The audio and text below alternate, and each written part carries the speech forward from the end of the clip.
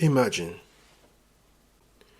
you are trying to navigate a maze,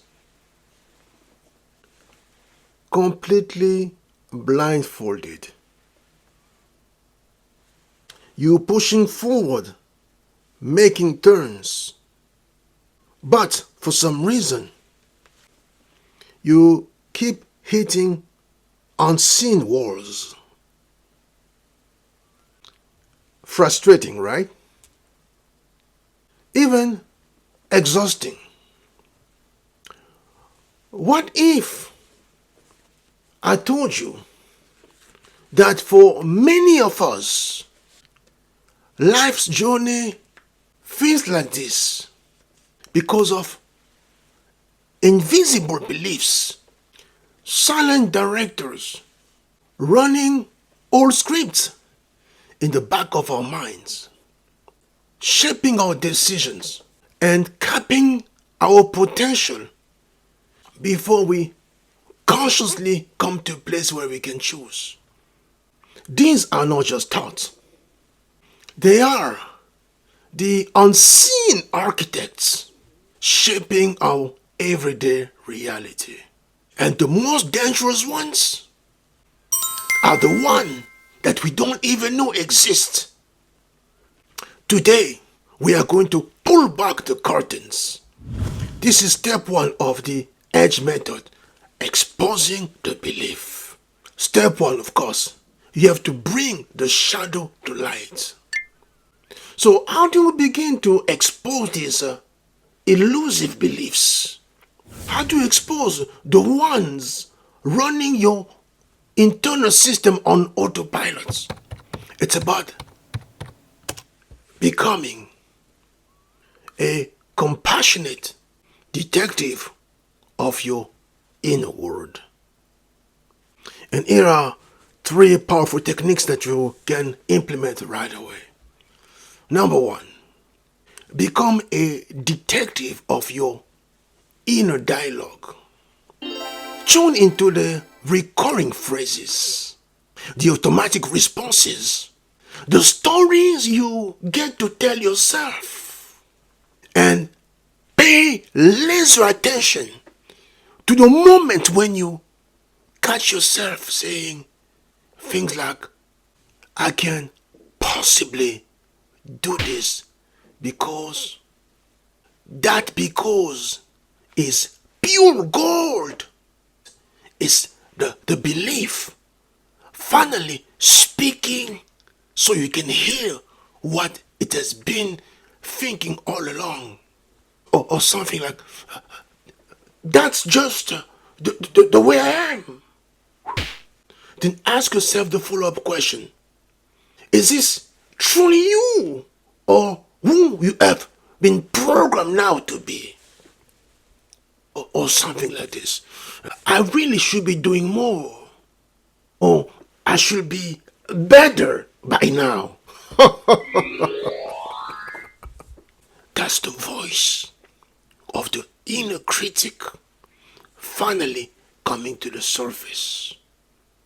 And this is often fueled by a core belief that I am not good enough.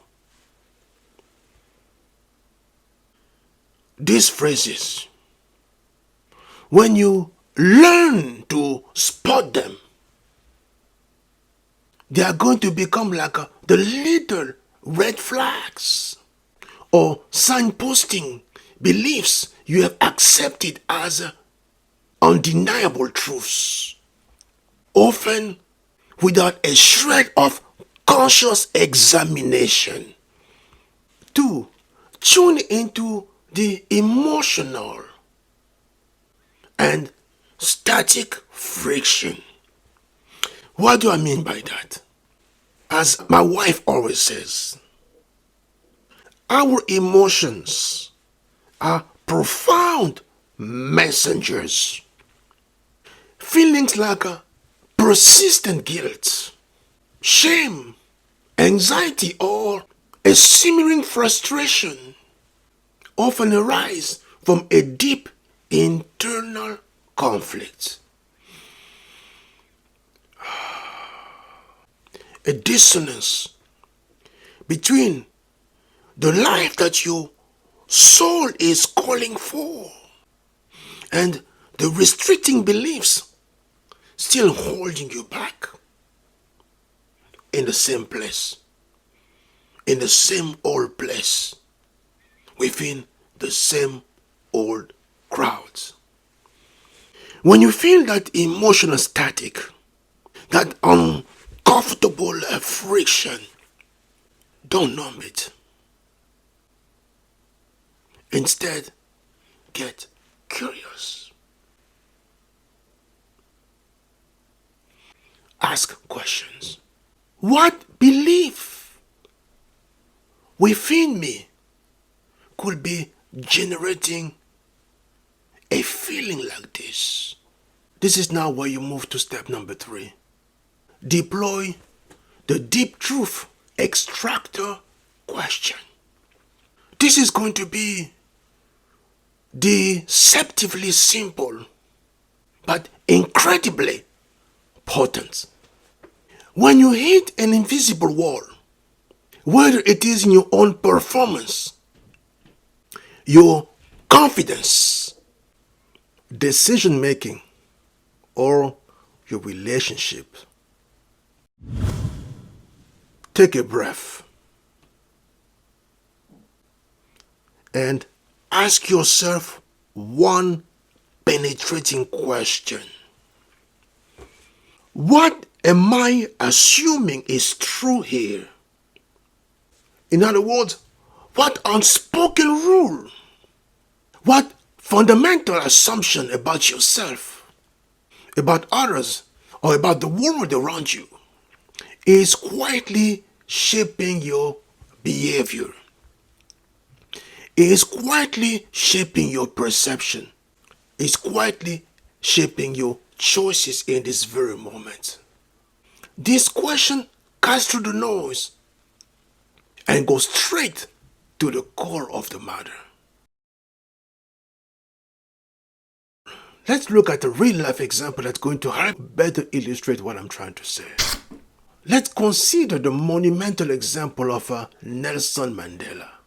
27 years, confined to a tiny prison cell. The easy belief, the one whispered by despair and reinforced by the environment, the iron bars, the harsh conditions, would have been, I am powerless. My influence is gone. My life, as I once knew it, is over. Many will have succumbed to this narrative.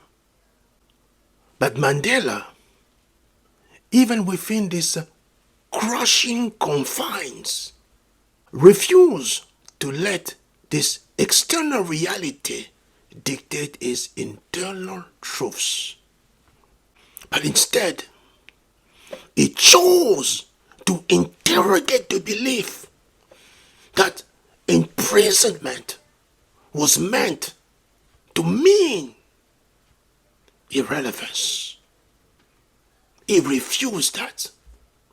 He boldly chose to question the ultimate assumption that his spirit could be held captive.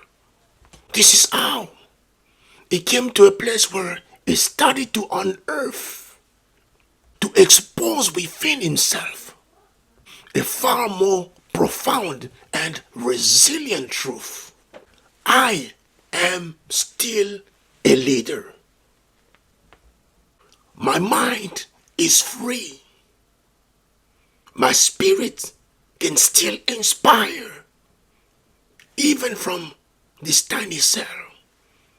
That radical act of exposing and shifting an internal belief, even in the face of unimaginable adversity, didn't just sustain the man. It became the foundation that ultimately contributed to the transformation of the entire nation of South Africa. So, to pull those shadow beliefs into the light of awareness, here are 3 points that you have to remember. First, you have to become a keen observer of your inner dialogue, your self-talk. You have to listen to what Nelson Mandela used to describe as the ghost around you. What they are trying to whisper in your ears. What they are trying to whisper in your spirit. Number 2, you have to use, like Nelson Mandela, your emotional friction as a compass to guide you to the underlying beliefs. What is exactly this friction is trying to say? You're feeling powerless. Where is this coming from? What's the belief around this particular belief that yes, you're powerless? Is this your thoughts, Nelson Mandela? Is this your belief? Or is this a seed that someone is trying to plant within your mind? Again, use the emotional friction as your compass. 3, consistently deploy that powerful question: what am I assuming is true here? Because you cannot change what you cannot see. Nelson Mandela had to expose everything in order to address it.